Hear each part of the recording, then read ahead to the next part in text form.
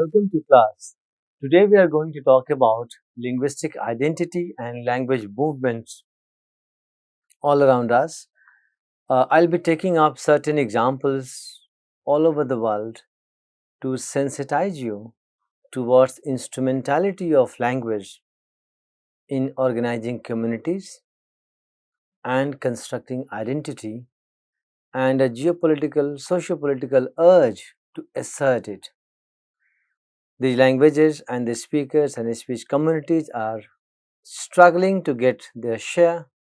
They want to be recognized, accepted, and given prestige value to their language they speak. And it has generated a lot of tension and movements around the world.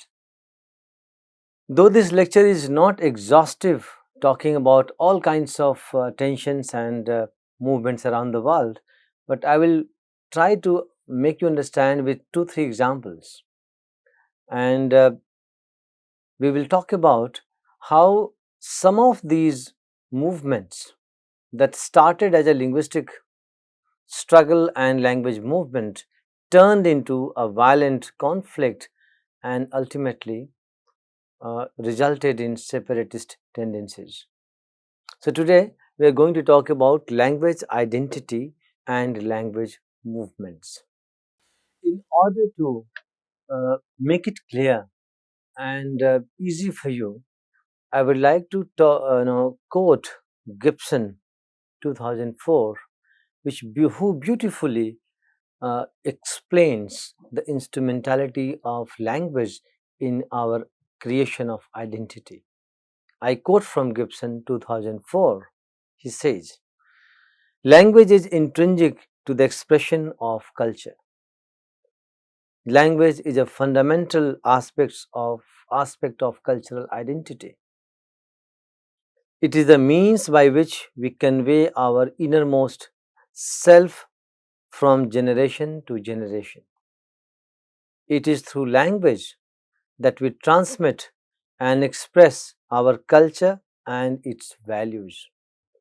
Language, both code and content, is a complicated dance between internal and external interpretations of our identity."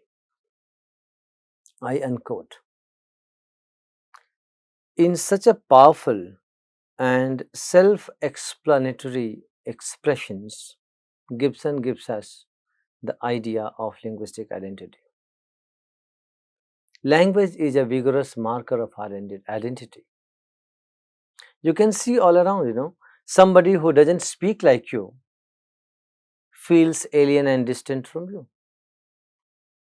And suppose you are walking on the streets of, let's say, Delhi, and you happen to meet somebody who speaks Tamil. A sudden bond emerges. You identify with the person.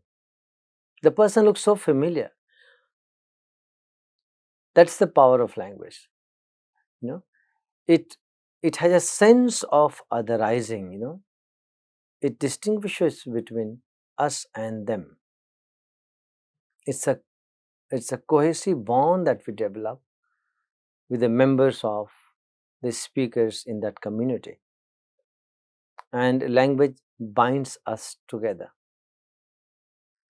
But sometimes, if a speaker feels that the language he or she speaks, or as a community, when it feels that the language they speak does not get prestige value, appropriate status, and it is neglected in terms of hegemonic exclusion, it turns out to be an agitation, a demand to be recognized, to be accepted, and to have equal rights. United Nations also recognizes linguistic rights as very important human right. So that is the power of language that that constructs our identity. This kind of expression and this kind of sense prevail in multilingual societies where we have a number of languages spoken and each language is competing with the other.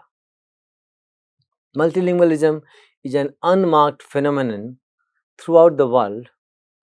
However, its practices and characteristics are different depending on the regions. So, in some cases, it manifests a harmonic coexistence, like India for that matter.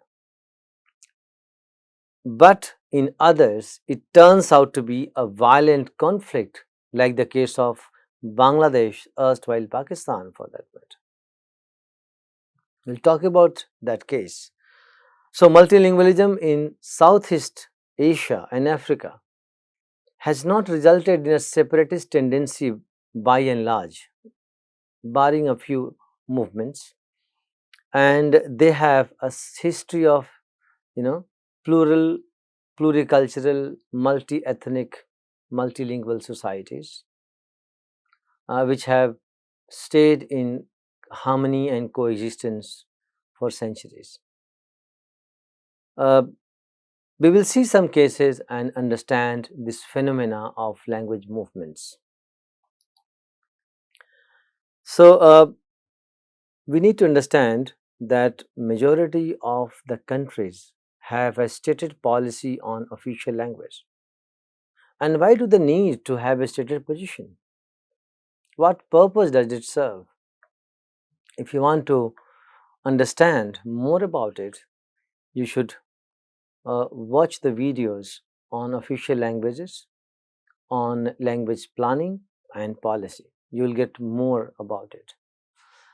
However, uh, the expression linguistic conflict represents the power of a language to generate potential tension, conflict situations, and separatist tendencies. The moment we say linguistic conflicts, that means there is a struggle against perceived hegemonic expansion of a particular language. And always remember the power of the speakers of a particular language, the social, political, economic powers of a particular speakers of particular language are projected onto the language they speak, and language becomes powerful, a powerful mode of expression. And with growing power and expansion, other languages may feel threatened. Other speakers of other languages may feel threatened. So, a kind of conflict, a kind of tension generates out of it. So, other social and cultural indices such as religion, race, tribe, social history, they all have their own share in flaring up the issue. But at the center stage stands the language. And we need to understand that this linguistic identity becomes a, a binding factor. It creates a cohesive bond to fuel such movements. Now, looking at the status of official languages, here is some data just to understand the fact. So, 178 countries, this is not the total number, but out of all the countries, 178 countries of the world recognize an official language, and 101 out of 178 recognize more than one as official language, more than one languages as official language.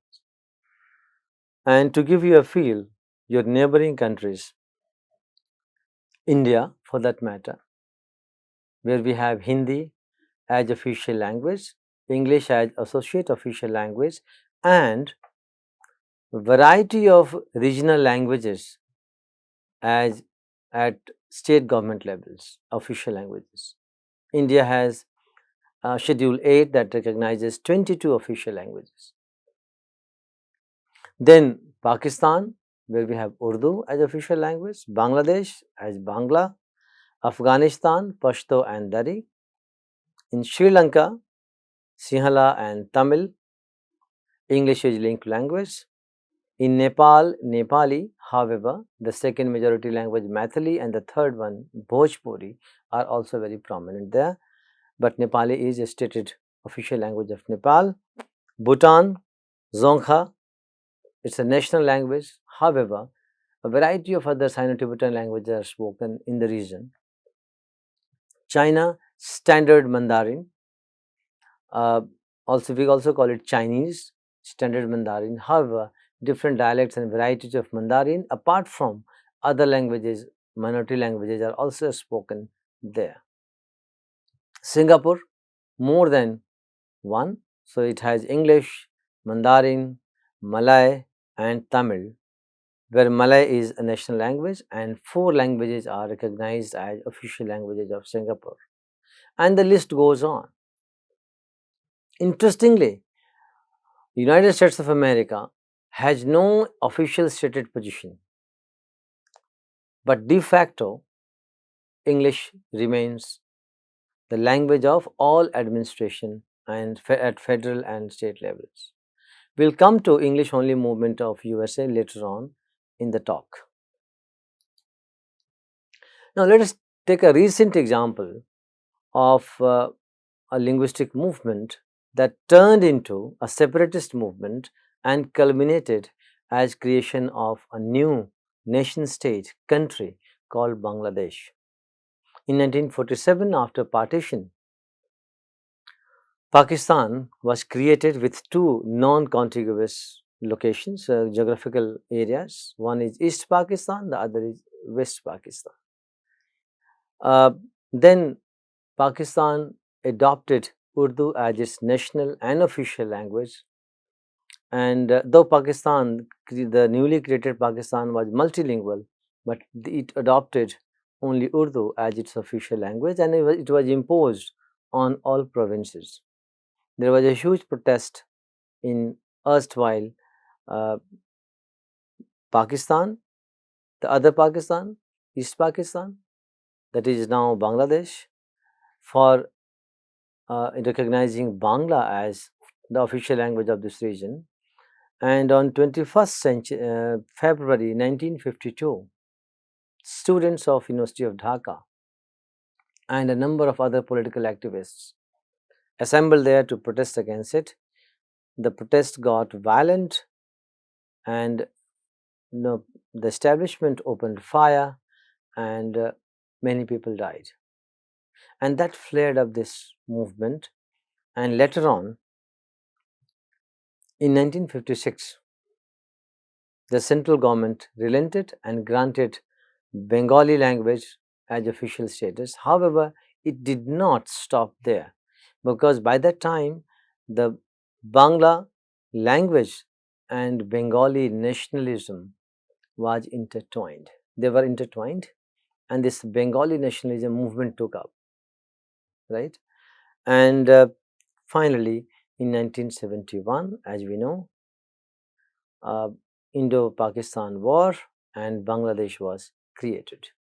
That is the history of this Bhasha Andolan, erstwhile East Pakistan. And to mark the significance of mother tongue all over the world, and to address the sentiments of speakers of different languages, minority languages, excluded languages, as well as mainstream languages, UNESCO declared 21st February as International Mother Language Day, and we celebrate it every year and mark the derive prestige out of declaring and practicing our mother tongue. Now let us look at a case of Canada, for that matter, Quebec movement. This is ongoing movement in the eastern Canadian province that arises from Quebec being the only French majority, uh, mostly otherwise mostly English speaking country. And there is a demand to recognize Quebec, and However, Government of Canada recognizes Quebec and English both as official languages.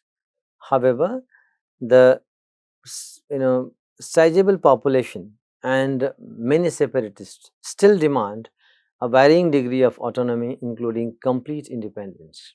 So that movement that started as a language movement, linguistic movement, is still not over, and there are demands and tension in Canada.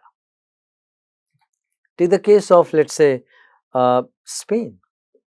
Galicia, the northwesternmost autonomous community, it hails the recognition of the Galician nation as distinct from Castilian Spanish to a great extent, and there is a linguistic conflict and there is a linguistic tension. A vast majority of nationalists seek the reunification of Galicia with Portugal, with whom they feel a closer cultural and linguistic affinity. Similarly, Basque Country. Spain has autonomous communities of Navarra Basque Country and French Basque Country. And the Basque people, who are native to these regions, seek the cultural and political reunification of the aforementioned provinces and the promotion of Basque national identity. And we have a linguistic tension and a movement going on for these demands. Other part of the world, let's say Scotland. So Scottish Gaelic and Scots. There is a conflict and a tension between the two. So there are two major, often opposing linguistic and political movements in Scotland for the recognition of and promotion of Scottish as the national language. So Scottish Gaelic, closely related to Irish, right? They are demanding to be recognized as official language. However, Scots, which is considered as a variety of English, or to some it is a closely related variety. So whatever the case is, it stands in opposition to Scottish Gaelic, and there is a movement, there is a tension between the two. This is not alone, because if you look at the struggle of Sinhalese and Tamil in Sri Lanka, that is yet another case where a linguistic conflict turned into an ethnic conflict and a political fight, and years of bloodshed and reconciliation activities followed after these conflicts, and it continues. However, after 2011, we can see the peace and harmony being promoted in the region. So that is another case for you. Look at English only movement in USA for that matter. It all started in second half of 18th century with immigration from different parts of Europe and Africa hitting the shores of America. And then a lot of ethnic, linguistic, and nationality conflicts that we see during that period. But I will not go into the detailed history of it. But English only movement, also known as official English movement in USA, it's a political movement that advocates for the use of only English language in official affairs of the federal government of United States. However, United States of America federal government has not declared constitutionally any language as official language. It avoids societal multilingualism to bring into official declaration. De facto, English remains the language of administration and all affairs in America. Just to give you a few perspectives, in 1907, President Roosevelt wrote, he said, We have room for but one language in this country, and that is the English language, for we intend to see that a crucible turns our people out as Americans of American nationality and not as dwellers in a polyglot boarding house. That is a very categorical remark he made about promoting English only in United States. We saw after First World War, for that matter, there was a protest against German as a language to be used in the United States. So lots of things, Spanish for that matter has a undercurrent and tension with English in United States, Italian for that matter, right? But the modern English only movement has been opposed by a very powerful body, Linguistic Society of America. In its resolution, it states, I quote from there, be it therefore resolved that the society, that is Linguistic Society of America, make known its position to such English only measures on the grounds that they are based on misconceptions about the role of a common language in establishing political unity, and that they are inconsistent with basic American traditions of linguistic tolerance. As a scholar with a professional interest in language, presented and approved at the Linguistic Society of America business meeting in New York City, December 1986, submitted to and passed by membership in a mail ballot on March 1987. So, that is a clear resolve not to promote and support this movement. However, undercurrents, societal tensions, and language movements are still on in some pockets, in some form in United States. Looking at post-colonial Africa, and if you look at their stated official language policy, they also underline such existing linguistic tension and movements, language movements in the subcontinent, in the continent, African continent. And owing to their colonial histories and a series of immigrations for the sake of trade and demands of the labor market, multinationals, multi-ethnic population shifted, immigrated to African shores, and African society is truly multiracial, multi-ethnic, and this multiplicity of ethnicity, language, and race govern their societal composition. Right? In post-colonial Africa, we see an Indo-Glossic tendency of stating official languages. What is Indo-Glossic? Indo-Glossic means when your official language is a native language.